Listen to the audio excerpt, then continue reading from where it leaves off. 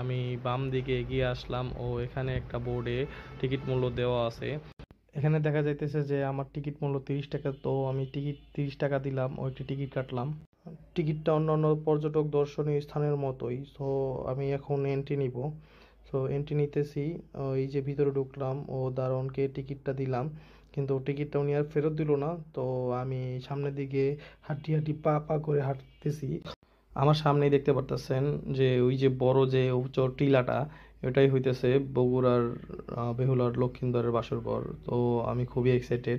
এই বেহুলার বাসরঘরের আরেকটি নাম রয়েছে, সেই নামটি হলো গোকুল মেঘ।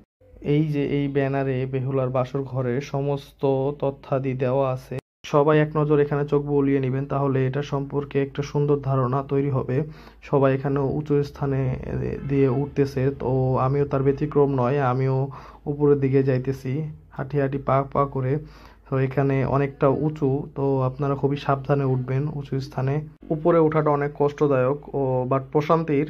যখনই ভাববেন যে আমি সুন্দর একটা স্থানে আছি, তো আমি এক হাতে ক্যামেরা ধরে রাখছি আর উঠতেছি।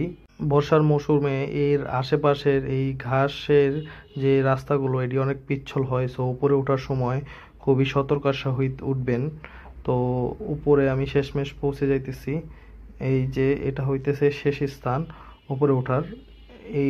এখান থেকে গিয়ে ওই যে সবাই যেখানে দাঁড়ায় রইছে ওইটাই হইতেছে বেহুলার বাসর ঘর।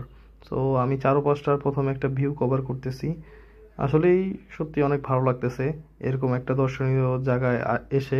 এই বাসরঘরটি 700 শতাব্দী থেকে 1200 শতাব্দীর মধ্যে এটি নির্মিত হয়। 13 মিটার উঁচু ও মাটি ও ইটের সমন্বয়ে গঠিত এই বেহুলার লক্ষিন্দরের বাসরঘর। তখনকার সময়ে একটি বিশাল ইতিহাস রয়েছে যে বেহুলা তার বাসর ঘর এখানে করেছিল, কিন্তু বাসর রাতে তিনি তার স্বামীকে রক্ষা করতে পারেনি, কারণ তার স্বামীকে একটি কালনাগিনী সাপে ছোবল মেরে মেরে ফেলেছিল। তো এই যে এখানে যে গর্তটি দেখা যাইতেছে, সো আমি যাইতেছি সেই গর্তটির সামনে। এইটাই ছিল তার বাসর ঘরের মূল কেন্দ্র। 90-এর দশকে উনি এরকম উঁচু স্থানে বাসর করছিল, ভাবতে জিনিসটা অবাক লাগে। এখানে আসার পরেই আমার একটা ফ্যান আমার সাথে সেলফি তোলার জন্য রিকোয়েস্ট করলো, পরে আমি তার অনুরোধটি রক্ষা করলাম। আপনারা বগুড়া কেউ ঘুরতে আসলে অবশ্যই এখানে আসবেন। এটা ফ্যামিলি নিয়ে আসার মতো একটা জায়গা। তো খুবই সুন্দর পরিবেশ। জায়গাটা ছোট্ট একটা জায়গা, একটু উঁচা করে রাখছে, এটাই বাসরঘর। বাট এটার আমি আরো এখানে স্থানীয় যারা, তাদেরকে সবাইকে জিজ্ঞাসা করলাম যে এটার মূল যে হিস্টোরিটা কি। পরে ওনারা বললো এটা পরে বানাইছে, বাট ভিতরে এরকম কিছু একটা হয়তো ছিল।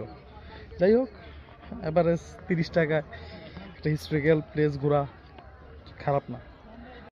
যতবারই দেখি চোখ জুড়ে যায়। তো